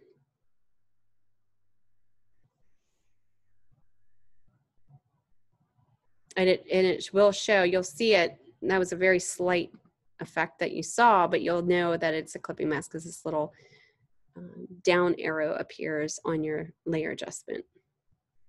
Some of them might be more noticeable than that one. You're welcome. Yep. All right. Any other questions about anything that we went over today? I do have a couple of things about the quiz that I want to go over that I didn't quite go over yet. So let me get to that here. In the meantime, let me know if you have any questions. Went over a lot of stuff today. Okay. Okay, so the quiz, just a little review here, and I know I usually don't do the review, but I think I missed one question on there. Just know that we were talking about how networking can be very scary. Remember when I said about when you open up the home screen of Photoshop, one of the things that is really cool is the inspirational saying. And how to best access the tutorials in Adobe Photoshop is by clicking on the Learn option. We talked about that. The one thing that I forgot to kind of make reference to was when we were talking about our about professional networking. I want to make sure that you understand that it's important when you network, because it helps you not only find jobs, gain experience, but also make connections. And that's really the important part of networking. So make sure you guys are doing that. You can do so starting today just by talking with each other. And that's pretty much all I have for you guys. I'm going to wrap it up. You guys don't have any other questions? You guys have a wonderful day. Thanks I had a lot of people in here today, which is awesome to see. I will have the video up within at least 30 minutes. I think it takes a little while to process, so be patient with that, but I will be placing that into the live session and then also reminding you through email. So, okay. All right, guys, you guys have a wonderful day, and I'll be seeing you on the discussion boards. Thank you.